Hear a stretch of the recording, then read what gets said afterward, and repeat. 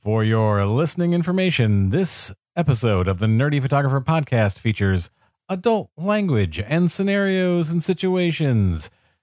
You've been warned, this episode is definitely not safe for work.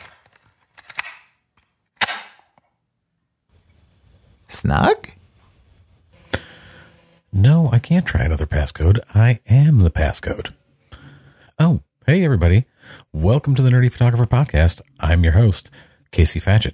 If this is your first time listening to the podcast, in addition to providing you with informative and entertaining photography-related information, I also go on adventures with the crew of the Starship Fibonacci. They're my hashtag nerdy photo crew. We suspect that beings from another timeline have been making incursions into our reality, so we put some new locks up around the ship to ensure that the person trying to open them has a temporal signature that matches this timeline. Snug? Yeah, I know what that means, that maybe somehow I'm not from this timeline, and I'm having a little bit of an existential time crisis just pondering that possibility. Snug. You're not helping. On this episode, I sit down and talk with renowned fashion and editorial photographer, art director, and educator, Jonny Edward.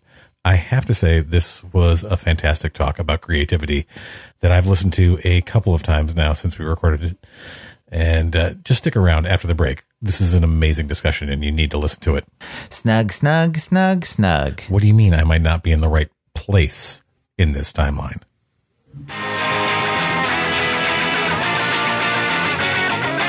What's up? Well, I've got good news and I've got bad news. Give me the bad news first. Well, your website is incredibly slow and it's susceptible to being hacked. I had a suspicion that was the case. What do you prescribe? Use SiteGround as your website host. They offer fast, secure hosting for small and medium-sized websites, as well as managed WordPress hosting. Can I pick up SiteGround at my local pharmacy? No. You'll need to go to nerdyphotographer.com/recommends/SiteGround to find out more. Thanks. So, what's the good news? You have 6 months to live. That's good news? Better than a week. Well, you've got me there, Doc. I was just going to say, it speaks to the idea of small gestures. I had a personal project going for some time that I called Forgotten Faces, and it was basically just meeting and photographing individuals who were unhoused or dealing with addiction, essentially on the streets for one reason or another. And, I got to the point where I think I photographed like at least 100 of these individuals, probably talked to 500. And at the end of it, I would always ask, I'd say, listen, at one point I was sort of a liaison with the city, trying to help individuals get services who were in these positions. And I'm like, what do you need? Like, if I have any opportunity to relay this, what do they need? What do you need? And they're like, this, acknowledgement, like I'm a fucking human being. And that was so powerful to me that these are people who don't have food, they don't have medical care, they don't have housing. They're constantly in danger. They're constantly in chaos. And what they wanted, the vast majority of the individuals I spoke with, was for someone to look them in the eyes and smile or say hello, to actually, for people to treat them like they existed in this society. And it's like, I get just saying it. I'm like, fuck. Yeah. Yeah. That I'm a very emotional person, and this is because of years of therapy, like of just letting it out and being same. It didn't used to be this way, but it's like that. Even you just saying that made me feel a lot of feelings. Oh, on that note, hey everybody, welcome to the Nerdy Photographer Podcast. I am your host, Casey Fatchett. I am joined today by Jonny Edward. Thank you for joining us, or as other people might know you, Johnny Creative. I think that's probably the first time I saw that handle, I was just like, that is fucking brilliant. Well, the real irony of that handle too, it was out of necessity. When I started my Instagram, whatever it was, 8 years ago, someone had my exact name, Jonny Edward, and still to this day they have it. No followers, no content, no interaction. And so I'm like, shit, what am I going to do? And then I'm like, well, I'm a creative person. Fuck it. And at this point, I wasn't even in photography. So I actually started my Instagram to kind of document this tattoo journey as I started to build out the bodysuit, and then it just stuck. And now to this day, I see people on the street and they're like, yo, Jonny Creative. And I'm like, yeah, I guess. Yeah. So it's just legally changed the name now. It's but it reminds me of I don't know, it's some sort of, I don't know, I'm a child of the, 80s. It's like a Saturday morning cartoon character who like shows up and he's got his like adventure each day, like each week. And we're going to do something creative this week, guys. And it's just like, maybe I need to do that. That needs to be like a weekly sort of, like Bob Ross, but for photography. Or whatever, man. Like just creative stuff. It doesn't have to be like break out of that mold. You don't have to stay in the photographer mold.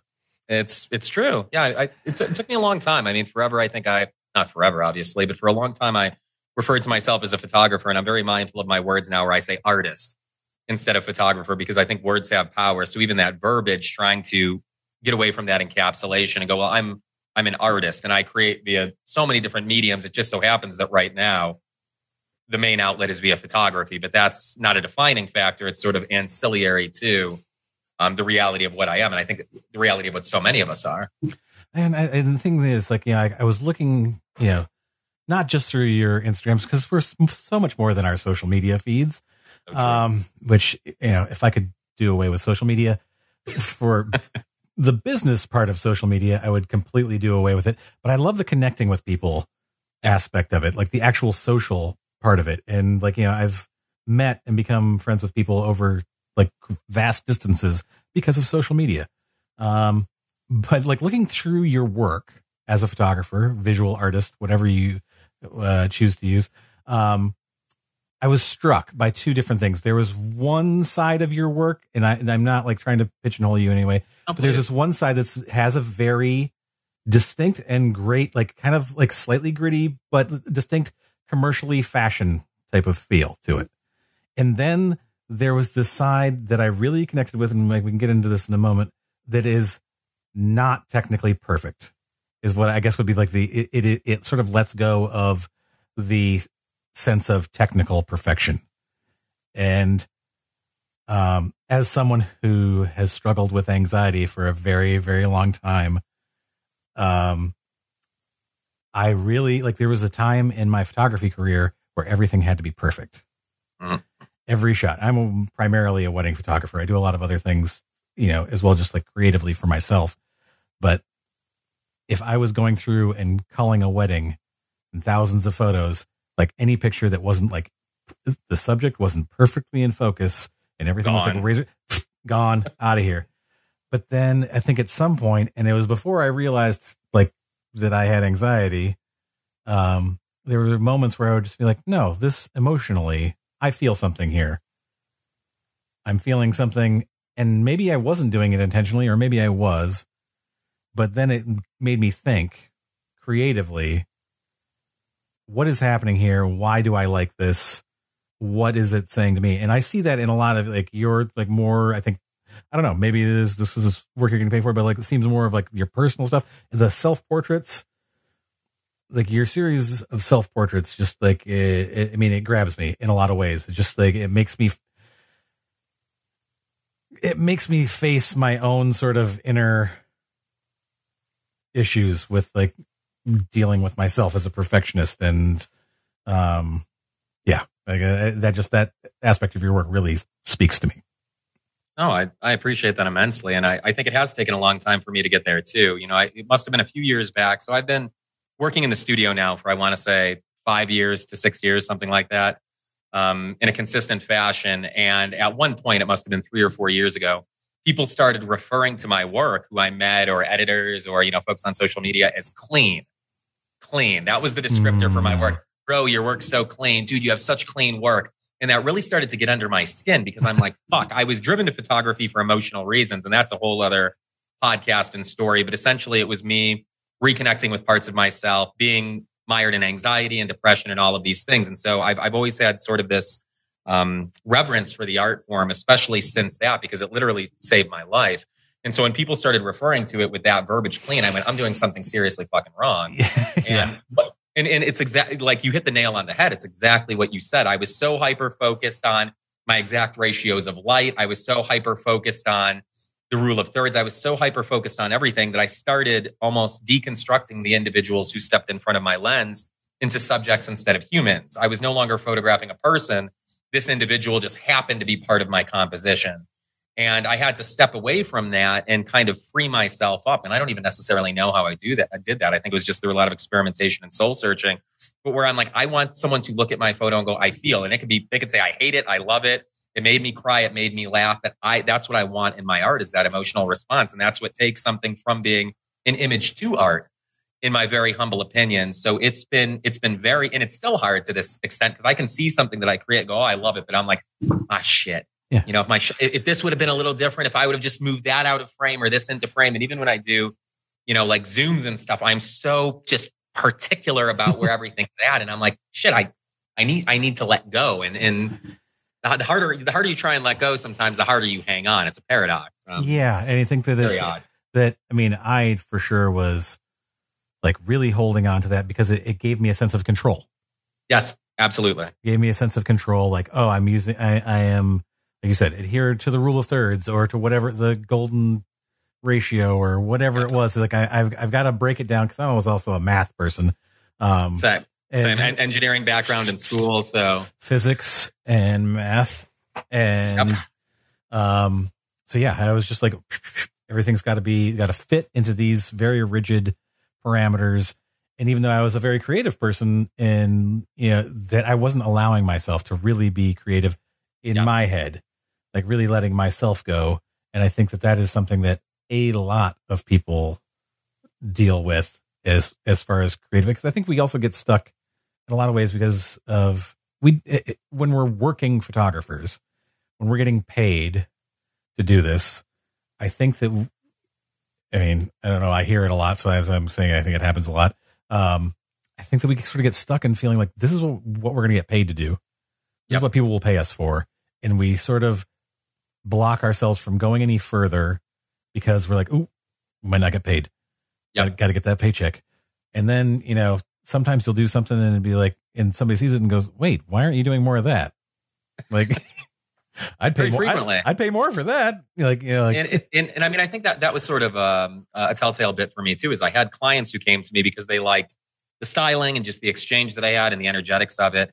And we'd get to the end of a session and I'd say, hey, listen, we got what we sort of needed. Let's play, you know, and let's play with motion. Let's play with this. Let's play with that. And those were the images that resonated with a lot of my clients the most, where it wasn't technically proficient, but where there was a mood or a moment or an emotion or a story they were telling that was captured, sort of the essence rather than the technical elements of it. And I know it's an intangible thing to talk about, but it's important. And even for me, like, two of my favorite photographers of all time are, you know, Paolo Roversi and Sarah Moon. And I'm using them specifically because both of their work, there is very little in what you would, I mean, they're both technically brilliant photographers, but they don't abide by that. So it's light painting and it's large format and there's motion blur. And Sarah Moon especially, everything's these blurry sort of drunken dreamscapes. And I look at their work and I'll cry. I'll just sit there with it and sort of just fall into that work. And yet I see work by people that's very technically proficient. And when it's so clinically sound, I feel in that it almost loses some of the emotion in some way. And obviously I'm biased saying that, but it's a curious thing for me. Yeah, it's I don't know. I think that in my own experience, both being someone who is very self-conscious in front of the camera, and I think it was just the waves we put out into the universe. I have a lot of clients who feel the same way. And I think they come to me because they know, or they get the sense that I'm going to I'm going to make them feel comfortable. And it's something that I saw in an interview you had done where you're saying, your superpower is, creating, I'm going to read, I wrote it down after it, creating an intangible space where people feel comfortable.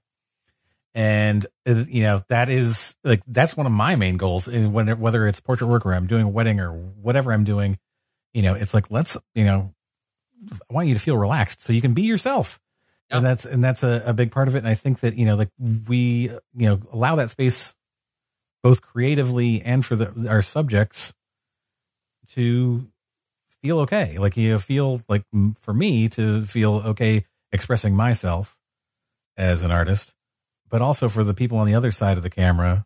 What's the quote? There's two quotes I can think of. There's one that's like, Edward Steichen or whatever. It's like, a portrait is not made in the camera, but on either side of it. And the other one I think I just posted to the Nerdy Photographer last week was, you don't shoot how it looks, shoot how it feels. Yeah. I can't remember who said that, but it was like those things that, having that emotion and freedom to feel and do those things. Like, and yeah, And looking at your, like, again, social media presence, one of the things that really sort of like heartens me is like watching your Instagram stories. And I follow a lot of photographers, and I think you're one of the few people I follow who posts a bunch of work by other people. Yeah. And it just like it's, and for me, it's like they're like it's like reminds me I should be doing that, because I see a lot of work by people, and I try to do it as much as I can. I try to stay off social media sometimes just for my own mental health, but like seeing it, it's like they're all very inspiring pieces, and they're all like it immediately to me. I know you're posting it because you saw it and you're like, damn, this is really fucking good. Yeah. Like, that's, and I feel compelled to share it because it has so much meaning to me. And I think, especially in the social media landscape, there's a lot of photographers in parts of the world that generally aren't as well known for something like fashion photography. Africa comes to mind first and foremost. And I have friends and artists out there. So I see this work, and number one, I want to share it because it's important to me. But number two, I want to share it because I want other people, whether they're artists or art aficionados, to see this work as well, because it deserves to be seen. So, I've had people write me and they're like, wow, sometimes I look at, your stories and it's kind of like an art curator's dealing with this. And I'm like, well, I'm not as lofty as that, but yeah, I want to share this. I'm like, look at this piece of work. It is brilliant. Like this should be seen by as many people as possible. But isn't that what we're doing with our social media platform, especially in things like stories and stuff like that? We are curators. Yeah, we are. Absolutely. We're taking some, like, one of the options we have available to us is not just like to, stroke ourselves and be like, hey, look at what I'm doing, everybody give me a high five. It's also to say, like, look at what this person is doing, and look at how like this awesome stuff, and like to amplify other people's voices, where we even, that was one of the things I think I dealt with as a person with a smaller following on social media, because I don't, I've never been one to just like go after numbers. But I think at times I felt like, why bother? I don't have that many people following, but you know what? Who gives a shit? Yeah. The people who are following me, one thing I will say is, like, I do have, people who are very invested and interested in what I have to say. So yeah, tell those people, tell one person. Well, I think even on that's a whole other topic too, but there's such a strange psychological phenomenon with social media. And I remember when I first started out getting into photography, I was so driven by metrics. It was like, I knew if a photo didn't perform XYZ in the first 5 minutes, it was going to be this versus that. Yeah. And so there were a lot of times when I would take things down because I'm like, this isn't going to get to whatever that arbitrary number is. And obviously that fucked with me. But there were a couple of photographers at the time who now I'm great friends with, but I really idolized. And I remember posting something, and one of them was like, wow, this is really amazing work. It's so great to see your evolution. And it stopped me in my tracks. And I really started reframing how I was thinking about that quote unquote engagement on social media, where I'm like, I want to get one comment from a person like that instead of 10,000 comments from people who really don't have that same impact on me. And one of my friends told me forever ago, and it's funny because he's huge on social media, but he's like, listen, before you start taking what people say seriously, for better or worse, realize that a lot of people who are commenting on your photos are taking a shit in the morning. And, I think I probably know who that was. We'll talk about it later, but for me, it was just so hilarious. And I'm like, well, yeah, that's like, why is this dictating what I do? But at the same time, obviously social media is a drug. So even now I still get that inkling. I could love work and I look at it and suddenly I start going, the imposter syndrome creeps in, and I go, was I biased? Did I just really like this? Does it really not have appeal? Does it really not have merit? Is it really not art? Is it this and that? And I have to stop myself. But as far as I've come, those talons are still so deeply rooted into my psyche. Oh, yeah. And I don't necessarily know that it's inseparable. I think it's just sort of comes with this, minefield territory we're in. Yeah. I think that there's just an element of like, we like, especially over the pandemic, when there was less like seeing people in person, like we just kind of got that dopamine addiction to interaction. And anybody who's like saying like, hey, oh, I like you're seeing those like numbers, and you're like, oh, somebody validated me. I'm worthy. I'm worthy of doing the thing that I've been doing for however many years. And for me, it's like, this is like 22 years of doing this stuff. And it's just like, like my wife would say like, you are good at this. You're very good at this. And like, stop. Like you said, somebody's taking a shit in the morning and doesn't like my photo. Like, big fucking deal. Like, and yeah, whatever. But I've also fallen in that hole where I'm just like, what's the exact time I can post? Yep. to get the most likes and the most people who are going to see this. And, you know, Yep. it's just like, let's break down the analytics. And then I'm just like, you know what? Who cares? Like, because I've also had stuff like, I don't know. I'm on TikTok. I don't know if you're on there. I mean, part of it is just, part of it is just the dopamine addiction. Like I need 15 minutes a day. I love cute dogs, but I also post stuff there, and it's really interesting to see the difference between how things perform there versus on Instagram. Because I have done like an A/B comparison, and it's the honesty. Like strangely, there it is the honesty of your presentation and just being like. I had a video that I did where I talked about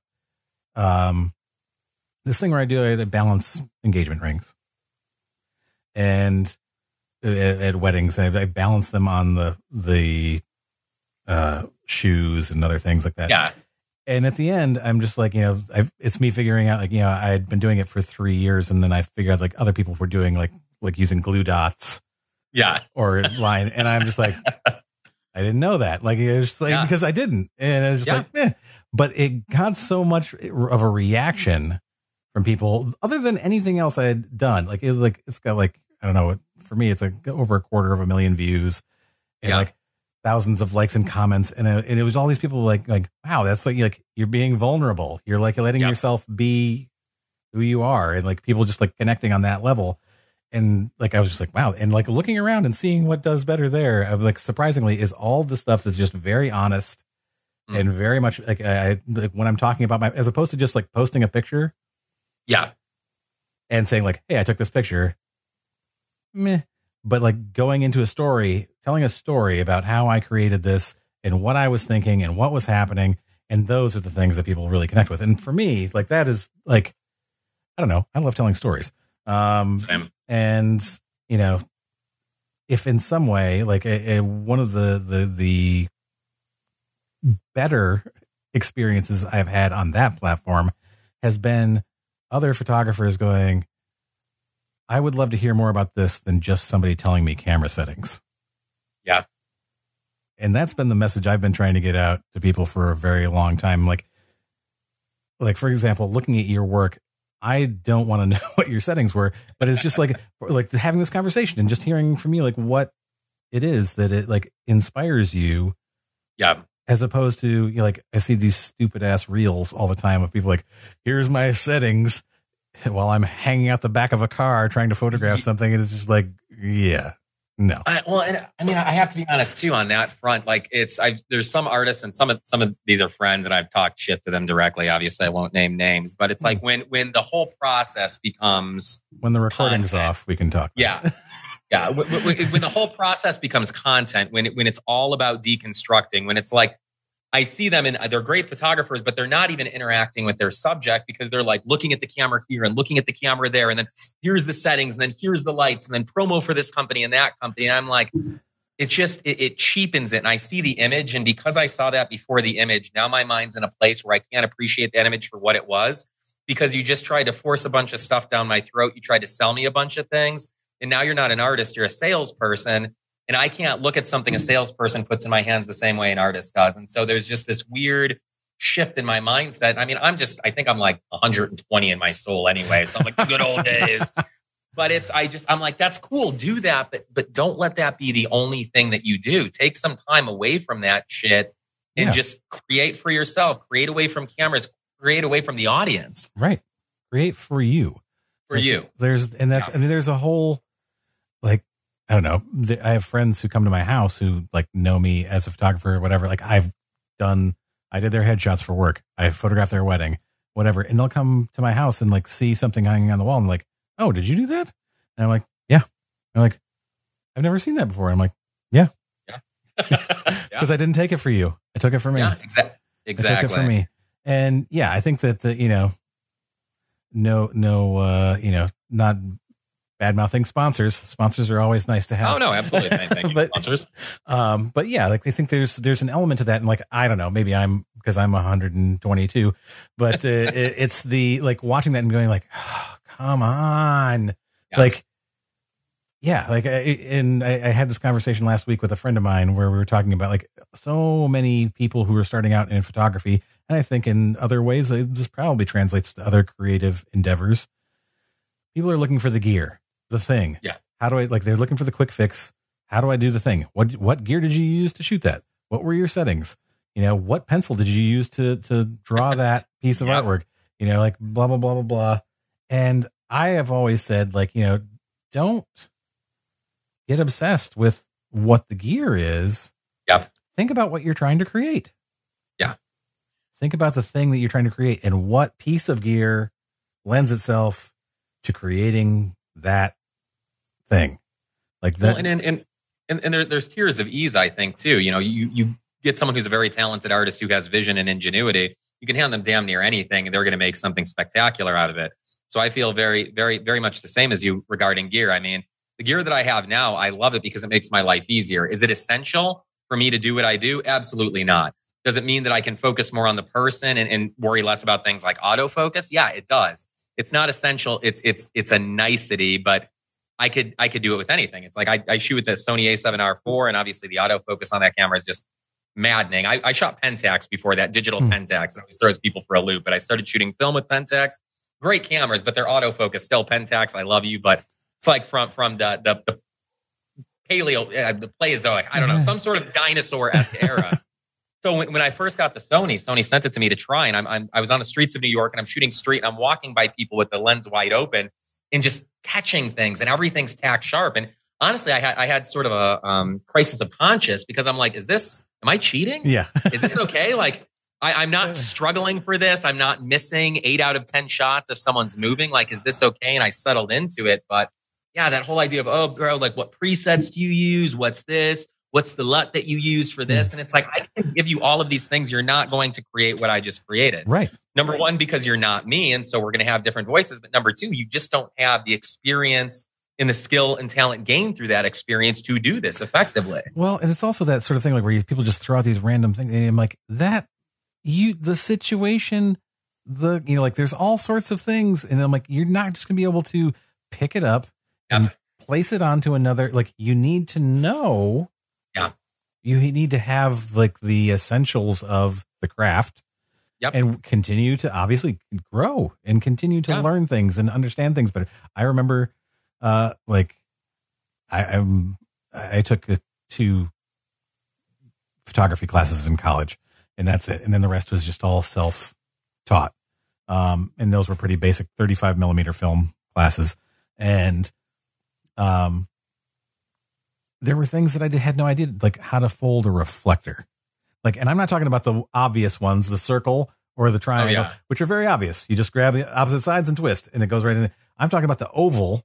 Yep, I know exactly. And motherfucker, like the first time I tried to fold one of those things, and I'm looking it up on YouTube. Yeah, like same. And the guy goes, fold it like a taco. And I'm like, okay. So I'm grabbing the 2 long ends and I'm trying to fold it in like a taco. And they're like, it's not fucking working. And then I'm like, and then I see him doing it. I'm like, that's a burrito. That's rolling a burrito. That is not folding a taco.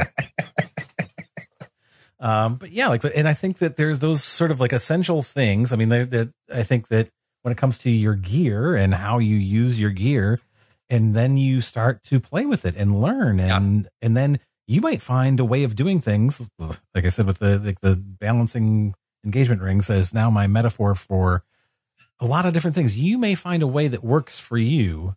Yep. That doesn't work for somebody else. Oh, absolutely. And just like, and you create something that is uniquely yours. Yeah. And I think that journey is also something that is very rewarding. I agree. And even from an educational perspective, like I probably have every tutorial that's ever made, and I've watched 1% of them, and paid attention 1% of that time. But it's like that aggregating of knowledge. But take something like retouching, for instance, and I have people contact me all the time. How do you edit? How do you edit? I'm like, I'll show you. I hack my way through it. Like, I know what I'm doing in Photoshop a lot. And someone's going to write me after I say this in this podcast, but like I edit destructively unless I'm working with commercial clients. Like, I don't maintain things. I just get rid of them for storage space purposes. And it's like people go, well, I was watching Seth McCullough on Pro EDU, and he said that you have to have 27 layer stacks. And I'm like, if you're working with Nike, you do. Yeah, absolutely. I'm like, you're not working with Nike. Do you need that? Not necessarily. Does he need that? Yes. So it's this, what are you learning? And does what you're learning apply to either what it is you're doing or what it is you want to do? And if not, then you probably shouldn't be hyper-focused on that. or give it space in your brain, because there is a finite amount of space between our two ears. And if you hold on to shit you don't need, it means that stuff you do need doesn't have space to kind of occupy there. Yeah. Yeah. You lose, like, you lose bandwidth. That's become my like go-to term now, is bandwidth for what you can do and what you can handle and what all is, what all works in your brain. Because like, and as somebody who hyperfixates, who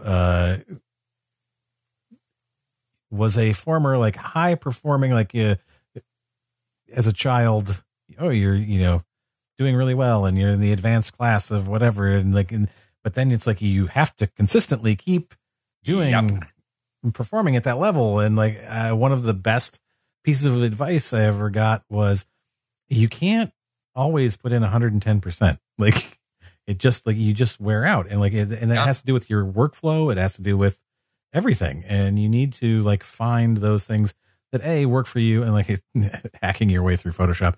I don't know. I've been using Photoshop since it was black and white. Like I was a kid, but my brother worked in a computer lab, and they had it. I think it was like original OG Photoshop. You can even barely use photos in it. And so I just, again, never took a class, but like I can get my way through there. And I know I know my ways of getting around Photoshop, which they always change the fucking buttons and where things are located. Every time there's a new iteration of Photoshop, I'm like, where the hell did they hide that?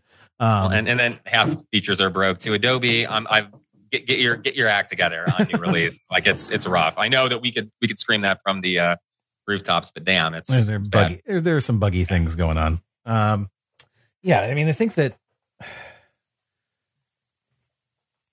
I get the sense that we are on a similar page as far as like, like helping people do better for themselves. Yeah, absolutely. As artists, hopefully as people.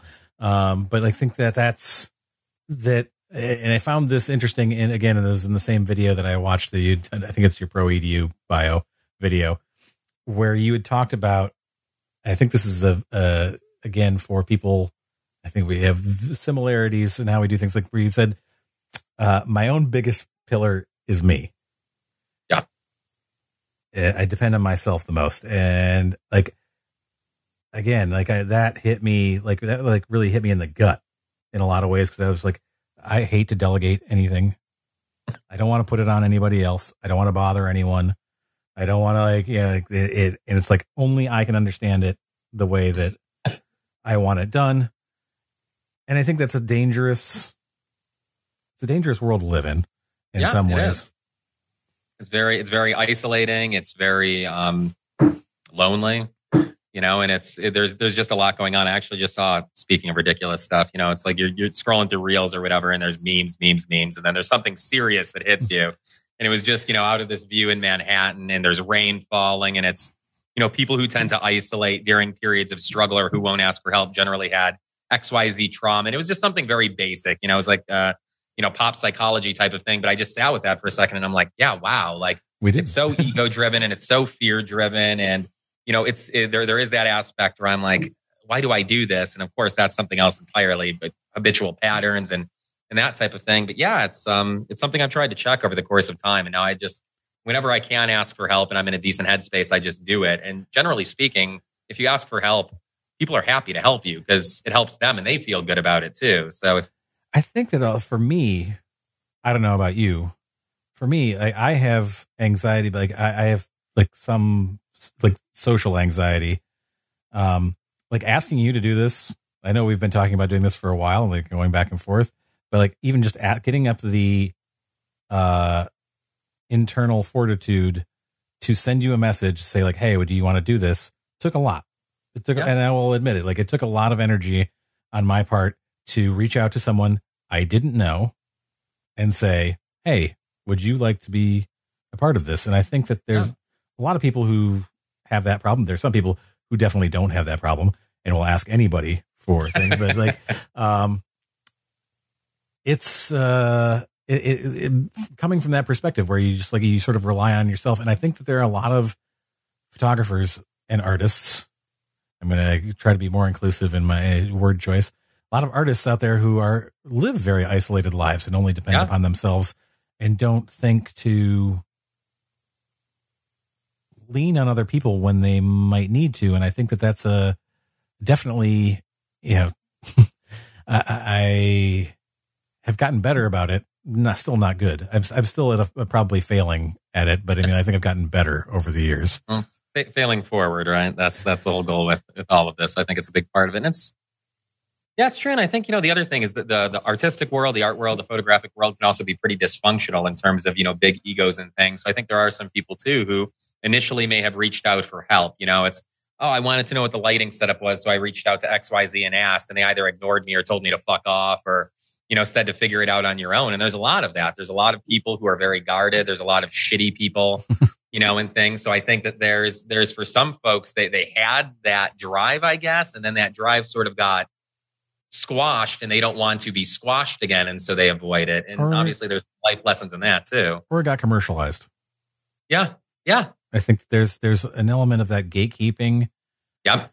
That, I have very good friends who are not like that, who make good money and will throw me jobs, whenever they don't have something. But then there's this sort of opposite thing where I see people who will never do that. Will absolutely never recommend someone else or refer another person or, do anything that I'm not the right person for every client. Exactly. I know that. And that was a big, as a people pleaser type of person, that was a big lesson for me to learn was that, I'm not right for everyone. Yeah. And not everyone's right for me. Exactly. I learned in doing meetings, and this is a whole other element of the pandemic that changed how I do things. While I am nervous about reaching out to someone initially, once I get somebody in person, as you can tell, I'm very chatty. And, but my closing rate for meetings, when I would have an in-person meeting with a client, was 85%. Yeah. And now people don't want to come in for meetings. They want to do everything over Zoom, and Zoom helps. But I mean, but that was just my way of connecting with people. And I think that there's a lot of, missed connections anymore. I think I kind of lost my train of thought, but, the people who don't want to help others are sort of trying to corral everyone into their camp and be I need to hold on to this so desperately. Well, I think for me too, especially on the technical side of things, I had a really kind of shitty experience when I was first getting into, okay, so let's rewind. Must be 6.5 years ago. I got invited to do some photography backstage for a friend at a fashion show. I mean, if you could call it a fashion show, it was a thing. It was a place where people gathered together. That's beside the point. I'm being elitist here. But I had no idea what I was doing. I mean, this was at a point where I had off-camera flash and I didn't understand why I was getting black bars in the camera because of sync speed, very rudimentary knowledge. And so I had a ring light. I used this ring light to great effect. The photos, I'm still to this day, I look at them, I'm like, oh, they're technically sound photos.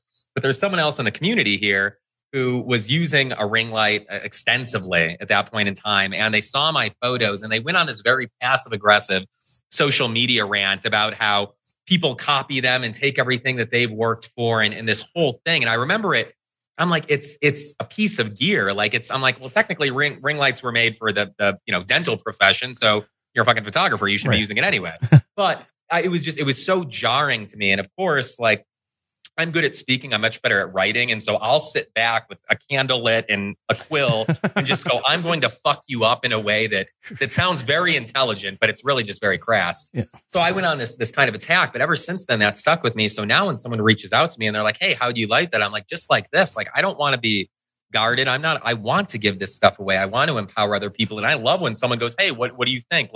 How did the light look? I'm like, is this what you wanted? That's great. So it's just those experiences, I think, stick with you. And whenever someone reaches out to me and it's reasonable, I always want to try and support them. And I feel good. It's not even just altruistic because they go, oh, thank you. And they show me something. It's it's not just helping another person. I'm helping myself. I get the dopamine and the positivity and the validation from helping another person. So even if I'm being selfish, I'm still going to help because it makes me feel good. Right. And I think that there's that whole, like, were you using a ring light, okay, I'm curious because you were saying you're behind the scenes in like alien bees or something like that, like, or are you talking about like the Orbis ring light flash that was like had a speed light attached to it? That one. Yes. I found mine in my basement the other day. I was just like, oh man, I remember this. And then they had the Z flash, which just attached to the top of the speed light on camera, and then just like hung down around there. Yeah, that was a real phase that we went through for a while.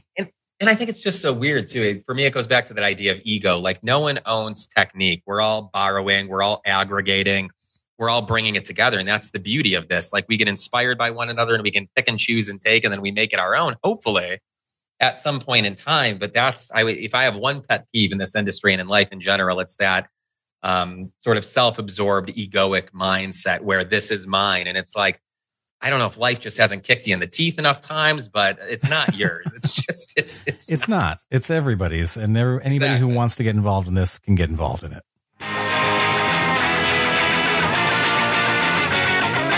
Hey, listeners, are you looking for a way to support the Nerdy Photographer or just show off your love for photography? Head over to nerdyphotographer.com and go to the merchandise section of our shop. That's right. There's merchandise. There's funny t-shirts, wall art with inspirational photography quotes, mugs for people who drink things, stickers. You take them and you stick them to other things. The kids love these. Gonna be huge. So head over to nerdyphotographer.com, click on the shop, and head to the merchandise section to get yours today. Merchandising.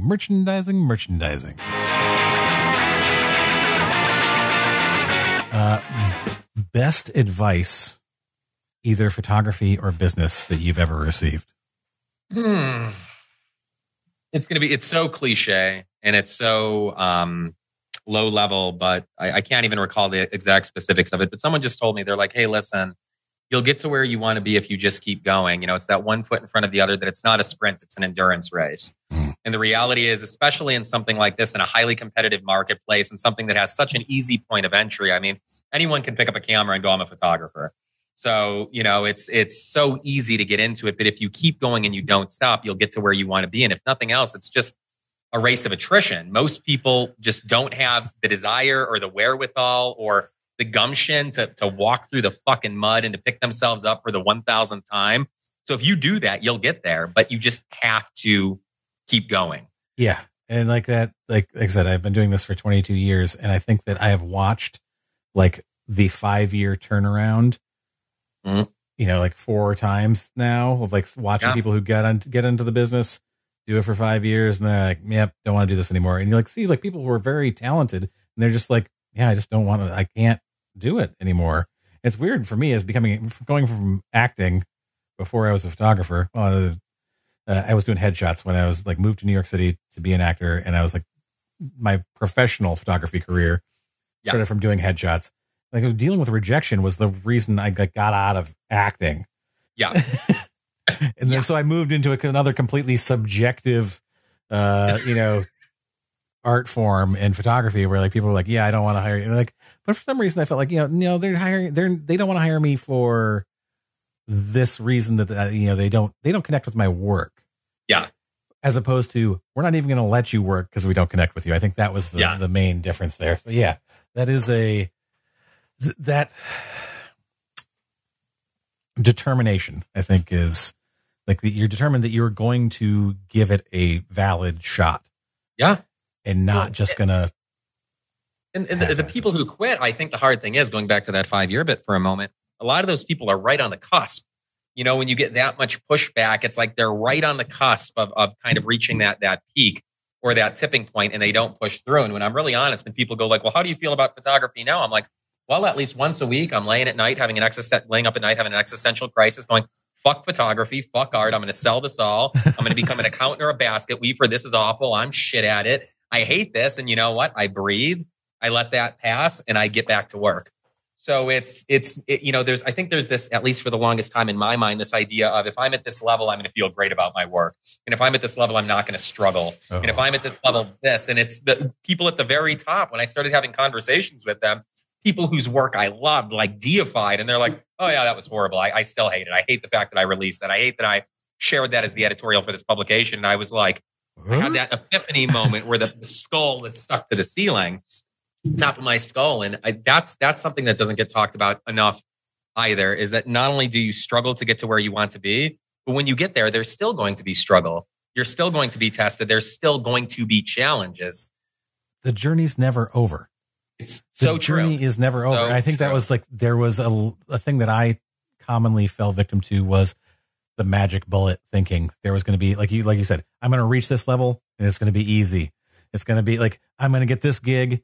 And that means that I'm going to get all these other gigs just because like I got that gig, or that's somehow going to solve a problem, or like thinking that, and learned early on, gear does not solve any problems in regards to your business. But yeah, like the journey is never really over. And I've talked to a lot of very successful photographers where it's like, yeah, there's still a grind, man. There's still a grind. It's still like, and you are not alone. I like at least once a week have that like, yeah, you know what? I could be a dental floss tycoon out in Montana. I could manage that instead of having to worry about this stuff. Yeah, that's. Well, and it's, and obviously we could run on with this, and I know we're sort of running out of time here and I won't go too far, but I think it comes with a new set of challenges. Let's take a hypothetical photographer and their whole aspiration is to be published in Vogue. And they work for it, and finally they get there and they work with an editorial team and they get published in Vogue, and it's this huge thing, and then they move on to the next thing. Now also there's a precedent set. Like, where do you go from there? And now everything that's not Vogue is less than Vogue. Right. And so that becomes a challenge. Like, now how do I navigate having reached this peak when I'm not standing on that peak, at least not how I view it? And so in some ways it becomes easier, and then in some ways it becomes harder in more complex ways. And the further along we go, the deeper into ourselves we have to go to keep moving. And it's surreal. Yeah, it is you're opening up new doorways and new paths, and there's brave new worlds to explore. Yeah, for better and for worse. Hey, this is Ken M. Padawan J. Coach Duffy from the Ocho Duro Parlay Hour podcast. Every week, the ODPH is talking sports, movies, TV, comics, and more.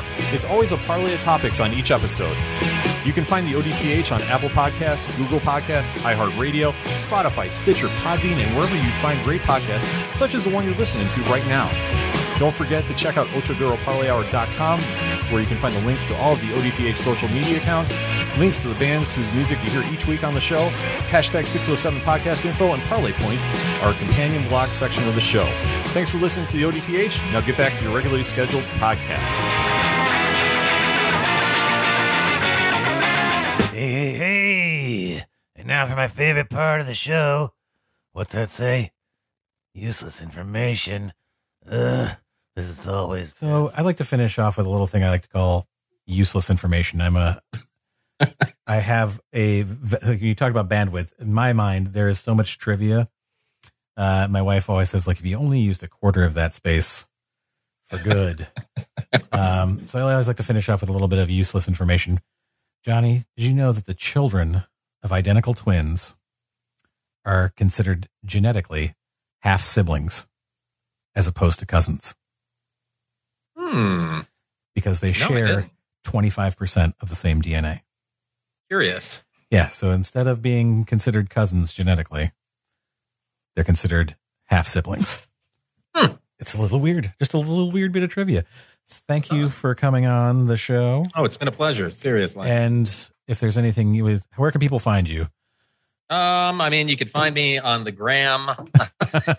Slide into the DMs. It's Jonny Creative. There's no H, Jonny Creative. You go to my website. That's Jonny Edward, my legal name. I'm on Twitter and a few other things. But yeah, those are generally a couple of the best places. Maybe you'll see me walking around town, depending on where you live. Well, all I can say is, I looking at your website and looking at the studio and looking at the prices for rental, like as compared to New York. And I just I hate you. It's just, I'm like, oh man, I wish I could rent any sort of space. I mean, you've been out here. I know. Even here, I mean, I actually lucked into a pretty good deal. It was very fortuitous for the studio that I'm in. So I'm grateful and very, very aware of what different markets look like in terms of plausibility. Well, I'd loved having you on the show. Anytime you want to come back, you're more than welcome. We'll do a iteration 2.0 sooner than later. A follow up. Yeah, absolutely. Welcome back, everybody.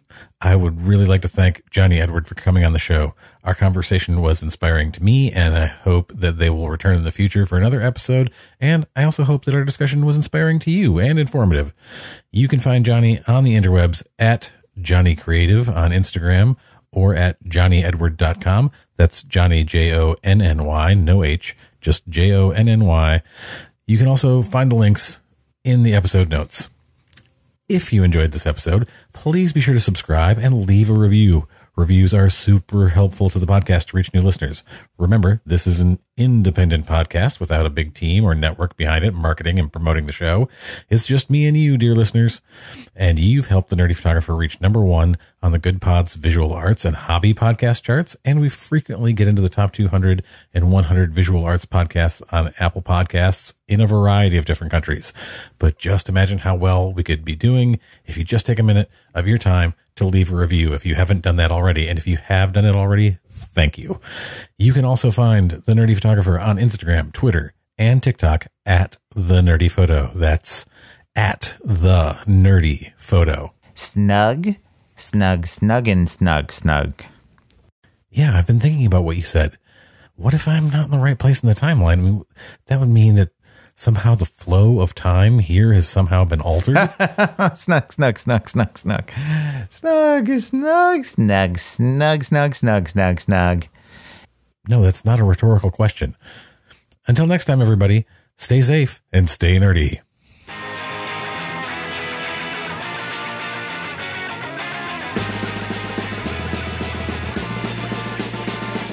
Who's that coming back to town? You better start listening.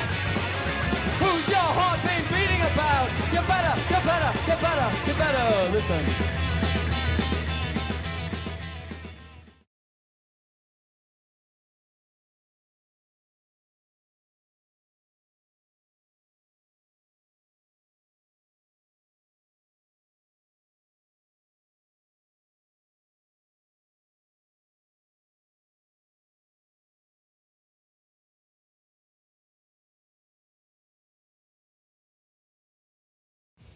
Ha ha ha ha. Snug.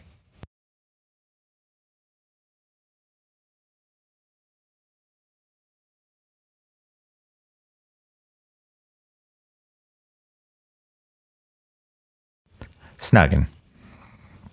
Snugs. Snugs. Snugs. Snug. Snug. Snug. Snug, snug, snug, snug, snug, snug. Snug. Snug. Snug. Snug. Snug. Snug. Snug, snug. Snug, snug, snug, snug, snug, snug.